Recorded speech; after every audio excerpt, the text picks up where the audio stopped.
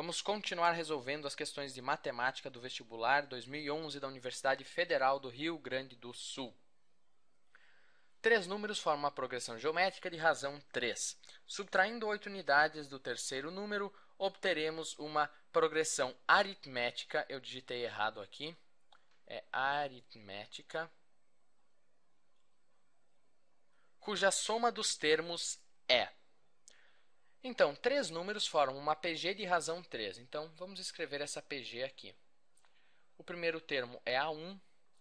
O segundo termo é o anterior vezes a razão. Então, vai ser 3 vezes A1. O terceiro termo é o anterior vezes a razão. Então, vai ser 9 vezes A1. Né? E são só três números. E ele diz que se eu subtrair 8 unidades do terceiro número, eu vou ter uma progressão aritmética. E ele quer saber a soma dos termos. Então, se eu subtrair 8 unidades do terceiro termo, ou seja, se eu pegar 9A1 menos 8, e os outros continuam a mesma coisa, A1 e 3A1, eu vou obter uma PA. Então, isso aqui vai ser uma progressão aritmética. E ele quer saber a soma dos termos da progressão aritmética. Como é uma PA pequena, nós simplesmente precisamos descobrir o valor de A1 e então nós simplesmente somamos os termos, né? Não precisamos usar a fórmula. E lembre-se, numa progressão aritmética, a razão é constante, né? Então, se eu pegar o segundo termo e subtrair o primeiro, 3A1 menos A1, isso vai ser igual ao terceiro termo menos o segundo, né? 9A1 menos 8 menos 3A1. Isso que é a razão de uma PA, né? A razão ela pode ser tanto o A2 menos o A1, ou a razão da PA pode ser o A3 menos o A2, ou pode ser o A10 menos o A9. Vai ser tudo o mesmo número que é a razão. Exatamente isso que eu fiz aqui. Eu peguei o A2 menos o A1, e daí eu peguei o A3 menos o A2 aqui do lado direito. E isso vai ser a mesma coisa porque é a razão da PA. Agora, vamos resolver essa equação. Nós vamos ficar aqui. 9A1 menos 3A1 é 6A1. Esse 6 passa para o outro lado subtraindo. 3A1 menos A1 é 2A1. Menos 6A1 vai ficar menos 4A1 é igual a menos 8. Aqui eu pulei várias etapas, né, mas eu espero que você tenha conseguido acompanhar. E, portanto, A1 é igual a 2.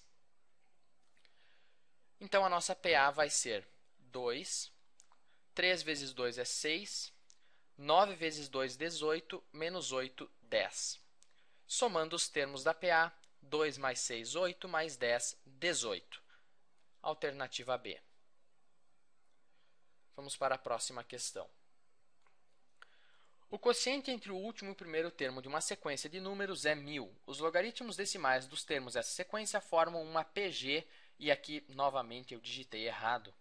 É uma PA, é uma progressão aritmética de razão 1/2. Então, o número de termos da sequência é. Então, ele diz que nós temos uma sequência de números A1, A2, A3, até o AN, eu não sei qual é o valor de n, qual é o número de termos da sequência, é isso que ele pede na questão. Ele diz que o quociente entre o último e o primeiro termo vai ser igual a 1000. Então, se eu pegar o quociente entre o AN e o A1, isso vai ser igual a 1000. E ele diz que os logaritmos decimais dos termos dessa sequência formam uma PA de razão 1/2.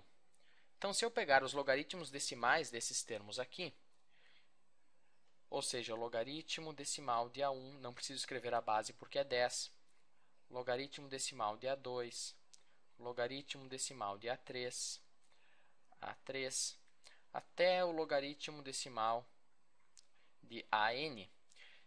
Essa sequência aqui vai ser uma PA de razão 1/2. Vai ser uma PA e a razão é igual a 1/2. E ele quer saber, então, o número de termos da sequência. Bom, essa aqui você tem que ter um pouco, não tem assim uma estratégia óbvia para resolver ela, mas vamos descobrir qual é a fórmula do termo geral dessa PA. Bom, o termo geral de uma PA é sempre, se nós temos uma PA, digamos C1, C2, C3 até o Cn, nós sabemos que o termo geral, o Cn, ele é igual ao primeiro termo, C1, mais n menos 1 vezes a razão, certo? É sempre o primeiro e daí você vai somando a razão. E vamos aplicar isso aqui na nossa PA. O Cn, que seria esse termo aqui, o logaritmo de AN, é o termo geral, né, o que tem o n. Então, o logaritmo de AN vai ser igual ao primeiro termo, que é o logaritmo de A1, mais n menos 1 vezes a razão, que é 1 meio. Certo? Eu só apliquei essa fórmula aqui. O termo geral, que seria o logaritmo de AN, é igual ao primeiro mais n menos 1 vezes a razão. E agora vamos ver como é que nós podemos encontrar o valor de n. E aqui você tem que perceber uma coisa. Nós vamos usar essa dica aqui da seguinte forma. Eu vou subtrair o logaritmo decimal de A1 dos dois lados dessa equação. Então, logaritmo de AN menos o logaritmo decimal de A1 é igual a 1 meio vezes n menos 1. E aqui que vem, na verdade, praticamente toda a questão. O logaritmo de AN menos o logaritmo de A1 é a mesma coisa que o logaritmo de AN sobre A1.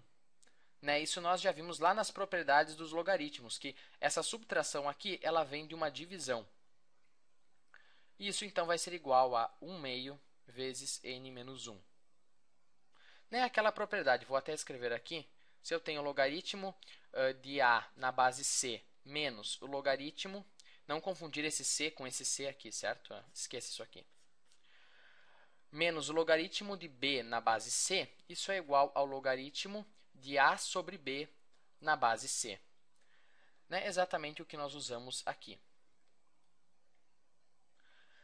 Bom, mas nós sabemos quanto que é AN dividido por A1, né? Isso é igual a 1000. Isso aqui é igual a 1000. E qual é o logaritmo decimal de 1000? 10 elevado na quanto dá 1000? Bom, é 3, né? 10 elevado ao cubo dá 1000. Então, isso aqui, o logaritmo decimal de 1000, é 3. E isso é igual a 1 meio vezes n menos 1. Agora é só resolver isso aqui, multiplicando os dois lados por 2 para cancelar essa fração. Eu fico com 6 é igual a n menos 1, n é igual a 7. Esse, então, é o número de termos da sequência. Certo? A princípio parece complicado, mas nós simplesmente usamos a fórmula do termo geral e daí nós percebemos que nós podíamos usar a propriedade e transformar isso aqui numa divisão, uma divisão que nós sabíamos o resultado, e era só ver o logaritmo decimal de 1000 é 3, e daí era só achar o valor de n. Né? Essa questão aqui é daquele tipo que conforme você vai escrevendo no papel e vendo, você percebe como resolver ela. Né? Bastava então ver o termo geral, enfim. Tem várias questões que às vezes você parece não sabe nem de onde nem como você vai começar, mas conforme você vai escrevendo, as ideias vão vindo. E eles nunca dão uma dica à toa, né? Ou quase nunca.